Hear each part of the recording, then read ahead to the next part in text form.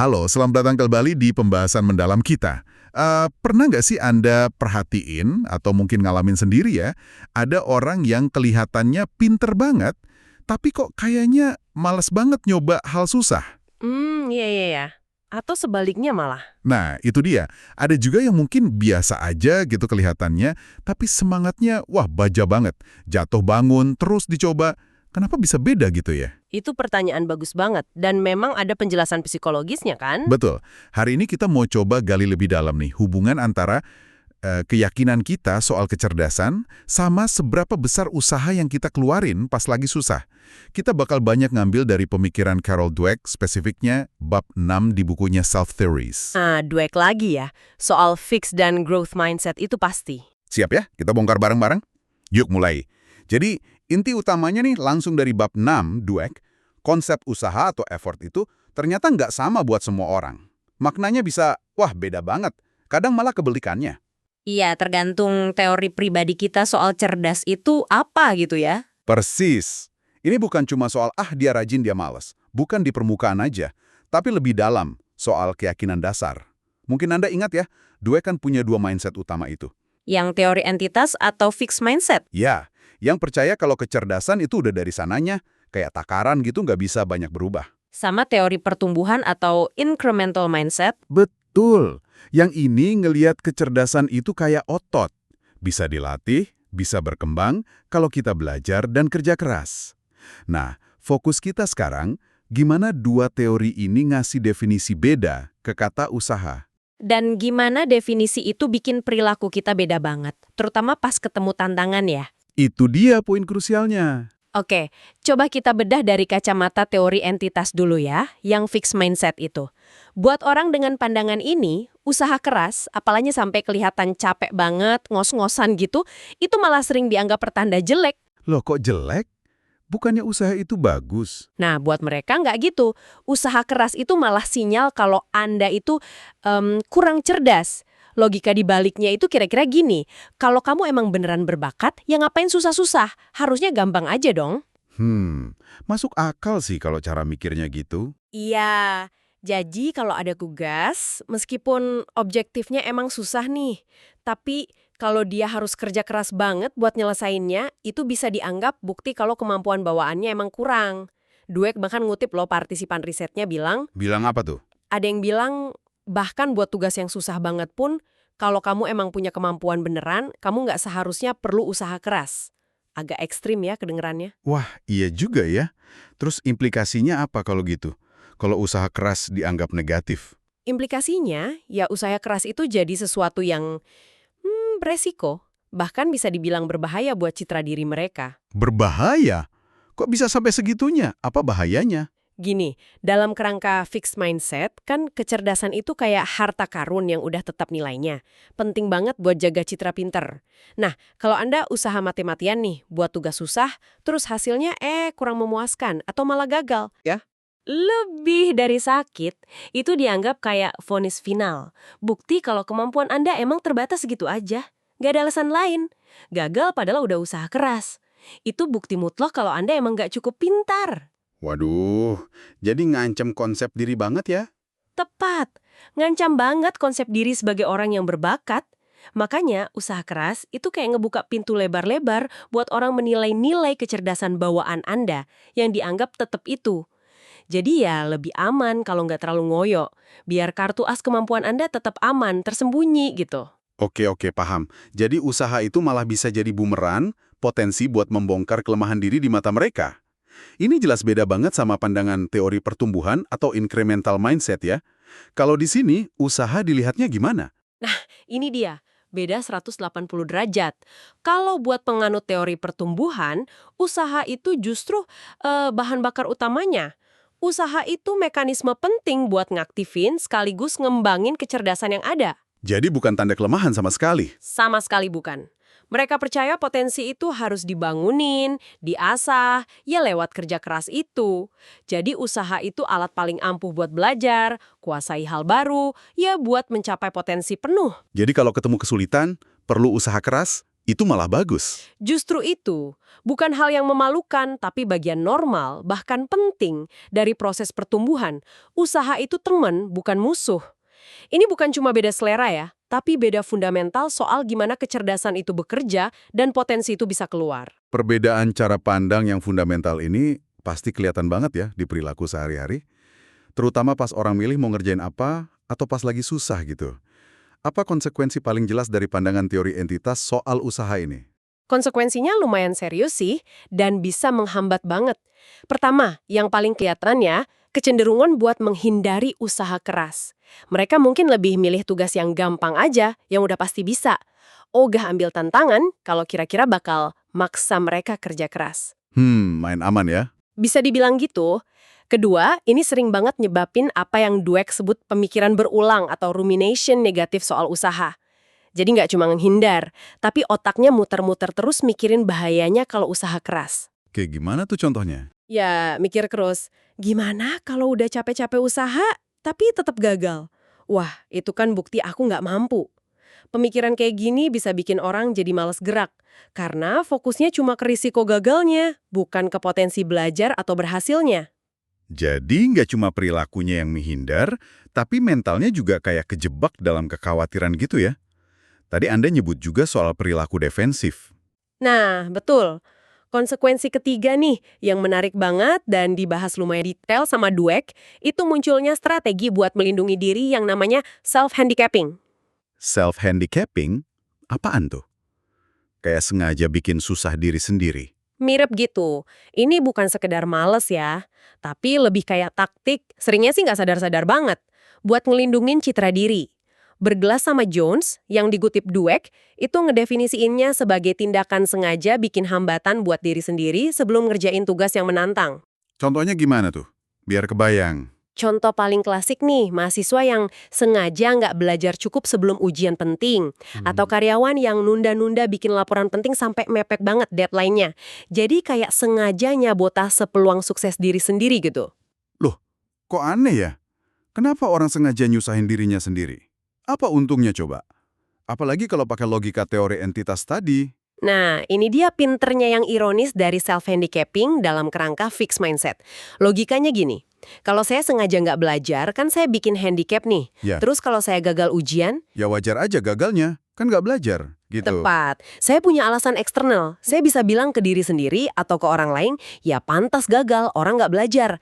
Jadi kegagalan itu nggak langsung nunjuk ke kemampuan bawaan saya yang diyakini kurang, ego saya aman.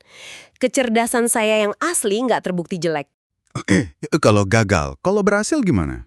Nah, ini skenario yang lebih mantap lagi buat mereka. Kalau saya nggak belajar, tapi ternyata lulus atau berhasil. Wah, ini dianggap bukti sahih kalau saya emang cerdas luar biasa dari sananya. Nggak perlu usaha aja bisa. Wow. Jadi malah makin memperkuat citra berbakat alami ya? Betul banget. Jadi self-handicapping itu cara buat ngatur kesan orang dan diri sendiri soal kemampuan kita. Tapi ya ngorbanin performa yang sebenarnya. Penelitian yang dikutip Dweck, kayak dari Rode Wald sama Midjourney dan kawan-kawan, itu konsisten nemuin kalau orang yang keyakinan entitasnya kuat, emang lebih mungkin pakai strategi ini pas ngerasa kemampuannya bakal dinilai. Ini benar-benar ngebuka mata sih. Gimana keinginan buat kelihatan pinter, malah bisa bikin orang ngelakuin hal yang justru ngehambat dia buat jadi lebih pinter atau berprestasi. Ini nyambung juga ya sama temuan Dweck soal kapan sih orang ngerasa pinter. Ternyata beda juga kan antara dua kelompok ini? Bisa dijelasin nggak? Oh iya, jelas beda banget. Dweck nanya langsung ke siswa-siswa, kapan sih kamu ngerasa pinter? Jawaban dari anak-anak yang cenderung teori entitas itu polanya mirip-mirip. Mereka ngerasa pinter kalau misalnya pas aku nggak bikin salah. Atau pas aku nyelesain tugas dengan sempurna. Atau mungkin pas pelajarannya gampang buat aku. Bisa jadi. Atau pas aku ngerjain sesuatu lebih cepat dari teman-teman. Intinya kelihatan kan, perasaan pinter itu muncul pas tugasnya gampang, nggak ada cacat. Dan kalau bisa sih nunjukin dia lebih unggul dari yang lain. Nggak ada tuh elemen usaha atau ngadepin susah dalam definisi merasa pintar versi mereka. Menarik. Terus kalau yang teori pertumbuhan gimana? Kapan mereka ngerasa pintar? Nah, ini kontrasnya tajam banget. Buat mereka yang ngelihat kecerdasan bisa dikembangin, perasaan pintar itu justru muncul di situasi yang beda. Mereka cenderung ngerasa pintar pas aku bener-bener kerja keras buat sesuatu dan akhirnya ngerti. Atau pas berhasil ngerjain soal yang tadinya nggak bisa ya? Betul. Atau pas aku ngerjain sesuatu yang susah, yang tadinya aku nggak bisa, atau pas aku belajar hal baru. Kelihatan kan bedanya? Perasaan pintar itu nyambung banget sama proses berusaha, belajar, sama ngalahin tantangan. Bukan gampangnya yang bikin mereka merasa pintar, tapi justru perjuangannya itu. Ini nunjukin betapa dalamnya ya, beda pengalaman subjektif yang diciptain dua mindset ini. Beda banget ya. Coba deh Anda, pendengar kita, renungin sebentar. Dari dua gambaran merasa pintar tadi, mana yang rasanya lebih sering Anda alami? Atau mana yang lebih sering Anda lihat di orang sekitar? Mungkin di anak, siswa, atau rekan kerja. Ini bisa jadi petunjuk loh, mindset mana yang lagi dominan di situasi itu. Mikirin itu emang penting sih, soalnya implikasinya ya lebih jauh dari sekedar perasaan. Perbedaan cara lihat usaha ini ngaruh langsung ke pilihan dan perilaku jangka panjang. Kayak yang tadi udah disinggung dikit, orang dengan teori entitas kan cenderung menghindari tantangan. Kenapa? Iya, karena tantangan itu risikonya tinggi buat harus usaha keras, dan kalau gagal, kebongkar deh dia nggak mampu gitu kan. Nah, itu dia. Jadi mereka mungkin milih jalan yang lebih datar, lebih aman. Tapi ya, mungkin itu ngebatasin pertumbuhan mereka juga. Sebaliknya, yang teori pertumbuhan malah ngelihat tantangan itu sebagai, kesempatan emas. Kesempatan buat apa? Buat belajar, buat berkembang. Mereka lebih mungkin nyari situasi yang bikin mereka keluar dari zona nyaman. Karena justru disitulah mereka ngerasa kecerdasannya aktif dan bertambah. Ini ngejelasin banyak fenomena yang kita omongin di awal ya. Kenapa ada orang yang kita rasa potensinya gede banget, tapi kok kayak mandek gitu pas jalannya susah. Sementara yang lain kayaknya maju terus. Tepat sekali. Ini bantu kita paham kalau soal bertahan atau nyerah pas susah, itu nggak melulu soal tingkat bakat atau kecerdasan asli orang itu. Faktor yang seringkali lebih penting itu ya kerangka berpikirnya. Gimana dia memaknai kesulitan dan usaha itu sendiri. Jadi kalau susah dan harus usaha keras dianggap bukti saya nggak pinter. Ya, respons alaminya mundur atau menghindar. Tapi kalau itu dilihat sebagai, wah saatnya belajar nih biar lebih kuat, ya responsnya maju, usaha lebih keras, atau cari cara lain yang lebih cerdas. Nah, disinilah letak ironi terbesar yang ditekankan Dweck di bab 6 ini. Ironi apa lagi nih? Kayaknya banyak ironi ya di fixed mindset ini. Tadi bilang gitu. Ironinya adalah orang-orang yang paling pengen dianggap pinter, yang paling takut kelihatan gak mampu, ya penganut teori entitas ini justru sering banget secara aktif ngelakuin hal-hal yang menghambat perkembangan kecerdasan dan pencapaian mereka yang sebenarnya. Contohnya tadi ya, ngehindarin tantangan atau self-handicapping itu. Iya, perilaku kayak gitu kan secara efektif bikin mereka nggak belajar dari salah, nggak nguasain skill baru, yang nggak mencapai potensi penuh mereka. Keinginan kuat buat melindungi citra pinter dari lahir itu justru jadi penghalang terbesar buat bener-bener jadi lebih pinter lewat proses yang butuh usaha dan tahan banting. Mereka ngorbanin pertumbuhan demi ilusi kemampuan. Wah, sebuah paradoks yang kuat banget. Keinginan melindungi citra malah ngalahin potensi buat tumbuh. Oke. Mari kita coba tarik benang merahnya ya dari obrolan kita ini. Intinya, dari bab 6 Dweck, yakinan dasar kita soal sifat kecerdasan tetap atau tumbuh, itu secara radikal ngubah cara kita memaknai dan ngerespon usaha. Betul, buat fixed mindset, usaha itu sinyal negatif. Tanda kurang bakat. Sesuatu yang dihindari buat jaga gengsi. Sebaliknya, buat growth mindset, usaha itu mekanisme positif. Kunci buat ngaktifin potensi, buat ngembangin kemampuan. Ini bukan beda tipis ya, tapi kayak pakai kacamata yang beda banget buat lihat dunia, tantangan, dan belajar. Jadi pesan penting nih buat Anda bawa pulang dari diskusi kita hari ini. Dengan paham hubungan erat antara mindset kecerdasan sama pandangan soal usaha, kita bisa jadi lebih sadar. Sadar sama pola pikir yang mungkin lagi jalan di kepala kita sendiri pas lagi susah, atau pola pikir yang mungkin ada di balik respons orang lain di sekitar kita. Dan ini ngebantu kita geser ya, dari sekedar nilai orang pintar atau nggak pintar, jadi lebih paham, kerangka berpikir apa sih yang lagi aktif di dia, dan gimana kerangka itu ngaruh ke tindakan dan hasilnya. Mengenali ini aja udah langkah awal yang penting banget. Untuk mungkin, ya milih kerangka yang lebih bikin kita berdaya. Nah, sebagai pemikiran penutup nih buat Anda bawa pulang dan renungin lebih jauh, sesuatu yang nyambung dari sini, tapi ngajak kita lihat keluar diri kita sendiri.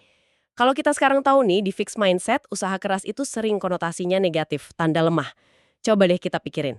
Pikirin apa tuh? Seberapa sering sih lingkungan sekitar kita, sekolah mungkin, tempat kerja, bahkan keluarga kita sendiri, tanpa sadar malah ikut memperkuat pandangan negatif soal usaha ini? Mungkin niatnya baik ya, mau muji, mau motivasi, tapi caranya kurang pas. Contohnya kayak gimana tuh? Misalnya terlalu fokus muji bakat alami, pintar dari lahir, atau hasil yang cepat dan gampang aja.